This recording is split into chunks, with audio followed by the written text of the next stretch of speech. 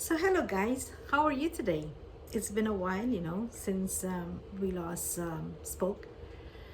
But today I was thinking about the topic hair loss. It's something I'm experiencing, and I know many of us have this same problem.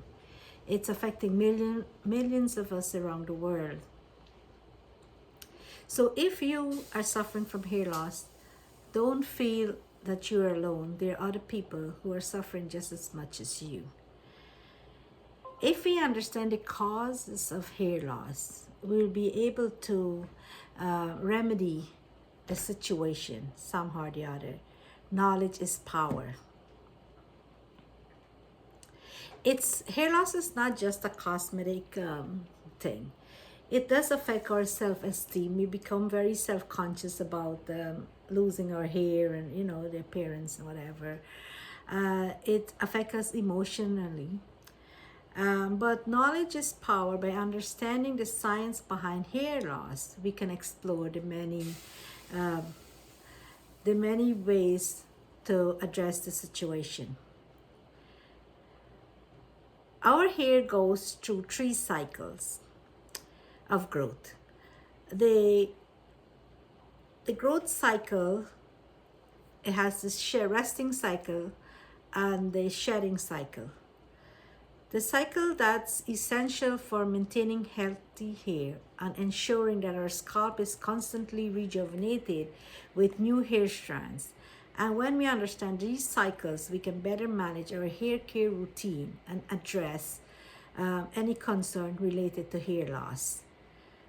Each hair follicle is genetically programmed to grow one single hair for a certain period of time. This phase is known as the anagen phase, which can last anywhere from 2 to 6 years, depending on different factors.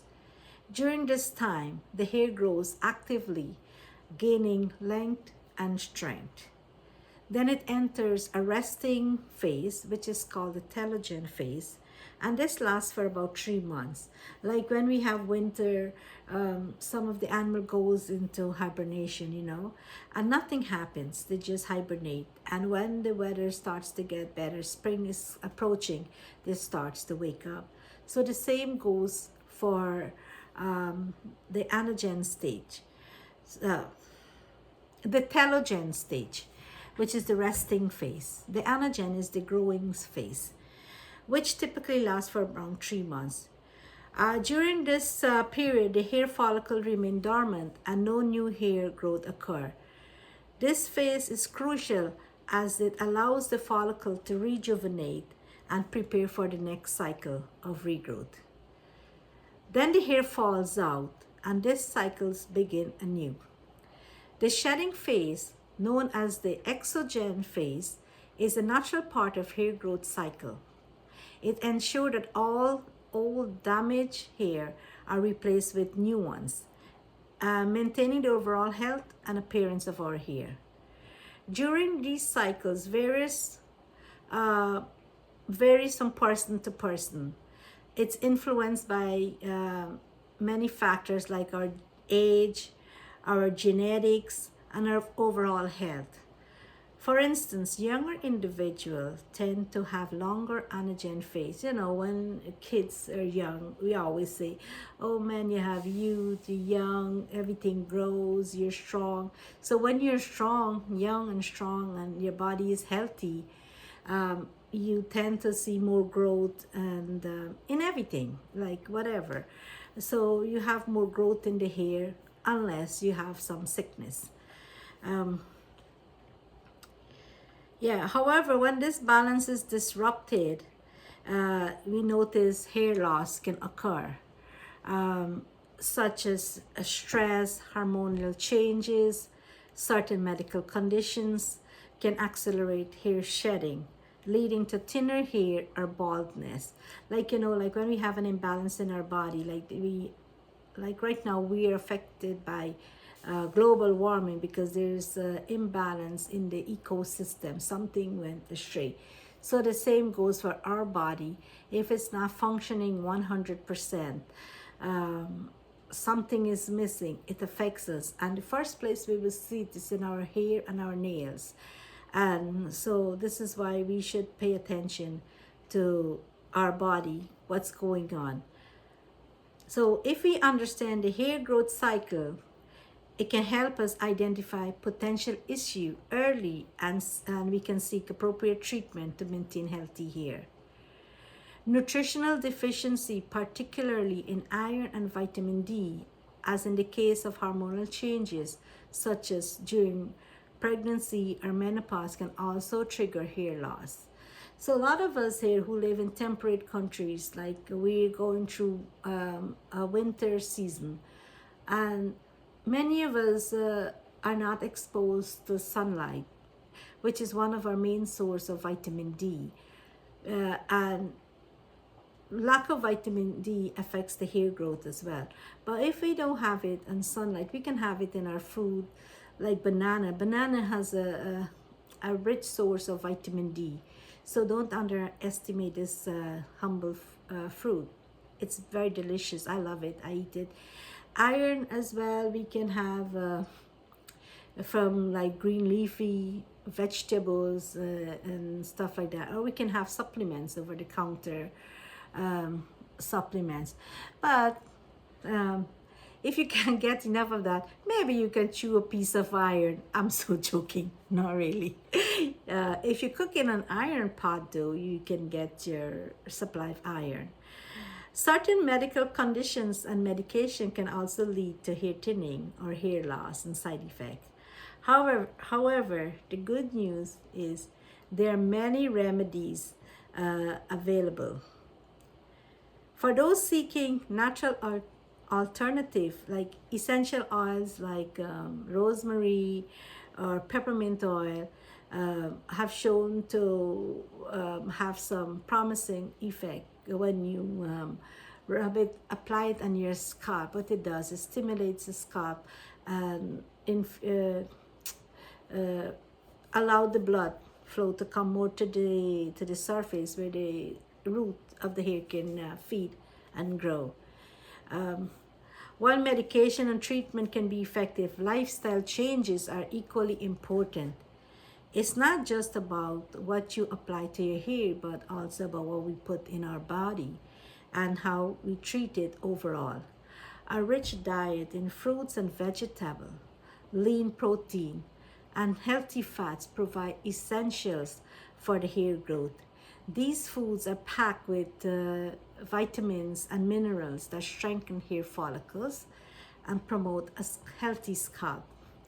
Stress management technique like yoga is very good. Meditation or deep breathing exercises can also help regulate hormonal levels and reduce hair loss. Chronic stress can lead to hair thinning as well. So we have to find ways of relaxing and unwind is very essential to our well-being. We must aim for adequate sleep, which is very crucial at night. When the body is, when we're resting, we're sleeping, that's when the cell recoup and regenerate and become stronger and whatever.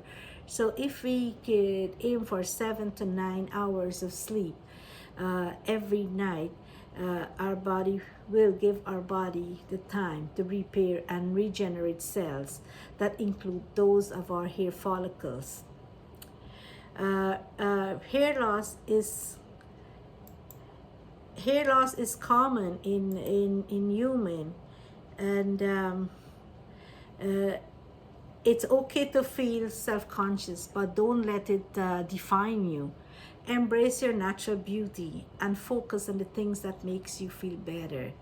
There are many ways to style and care for thinning hair to make it look better. You can have a different hairstyle. You can cut your hair differently. You can use different hair product to give it the illusion that you have a lot of hair. It's up to you. It's not one size fit all. You can work with it. You can even wear wigs, if you feel like your hair is very thin, there's wigs, extensions. Um, Now there's so much in the market that we can do to improve our looks. Like for me, I'm suffering from hair loss. You can see like I had patches here, like horseshoe patches here, but I'm doing a holistic treatment right now because the conventional is not working. But I can't talk about that right now because I only see like a small changes, but if I can see very long strands and it's filling up more prominently, then I can talk about it. I don't know, I still have some reservation about it. But never give up. I do wear my wigs when I go out sometimes, but other times I couldn't be bothered because you know what? It's me. I am who I am. And I'm not going to change to impress anybody. And so you should feel confident about yourself as well. Whatever make you feel good. Um, Everybody has shortcomings. We may have it in our hair, but people has different situation. If you're really concerned about hair loss, please don't hesitate to go see professional help. Go consult with your doctor. Go see a dermatologist who specializes for the skin, or a trichologist who specializes with the skin and scalp. They can determine what your problem is, and they can tailor special treatment just for you, because everybody chemistry is different. What may be working for me may not be working for you. So yeah, go get some help. The sooner you seek help, the better the chances of managing or even reversing hair loss. Early diagnosis and treatment can prevent further damage and promote healthier hair growth. Please do take action as soon as possible. We may have treatment options that may include topical solution, oral medication, lifestyle change, and even advanced procedure like hair transplant. Nowadays, a lot of people I've seen in my line of work, lots of my clients, they went to Turkey.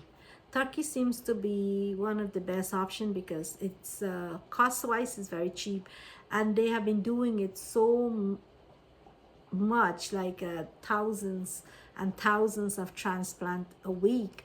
They're so experienced now, they don't even need a doctor, according to some of my clients. The technicians are doing it now because they have so much experience in it. You can get it done in India, you can get it done in Pakistan, Azerbaijan, you can have it done in Canada, in America, anywhere you want it to get it done, but it has the cost, different country, the cost is varies. But my advice is, if you're living in a country, you should get it done in the country of your residence, because you never know. The procedures may be successful for 99% of the people, but the 1%, who knows if you're in that 1%, and you come back to your country and you want to get looked at by a doctor. Nobody wants to look at you. No doctor wants to touch somebody else's boo-boo. People do have negative reaction. One guy was telling me he went to Azerbaijan and he had it done and it was really painful. Lots of blood was lost and the result wasn't great. So when he came back home, he had to go to the tattoo shop and get a tattoo, like his hairline tattoo. He had to fill in the blanks with the tattoo to make it look like he has hair. So I think that was a waste of time and money. But you know, if you don't try it, you don't know. Many people don't, when they come back, they don't give an honest feedback of their experience. So I encourage you to say, be honest with others so they will make a better judgment if they should go get it done. Let them know the cost. Let them know how painful it was, how much blood is being lost. The doctors can promise that they will do so much, but it all depends on the individual, how much they can extract, how much growth because they have to be this hair has to be taken from a different part of your body to be implanted. It all depends on your tolerance, your pain tolerance, and stuff like that. So it has different requirements, and your ability to sustain pain and all these things. Yeah, so it does work. Hair transplant does work for some people, but it doesn't work for others. And then again, it lasts for 5 years. So hopefully, you guys think about your strategy, what you're going to use, and to overcome your hair loss. All in all, we should be thankful that we have health, and we have people in our life that love us, and we can find peace and enjoy whatever life we have. Don't make hair loss define you and keep you away from socializing and stuff like that. So hopefully this helped you in some way, and take comfort that at least as long as you have life, you have love. All that, it is all that matters. So thank you so much for listening. Have a great day. Please like, share, and subscribe. Take care. Thank you. Bye.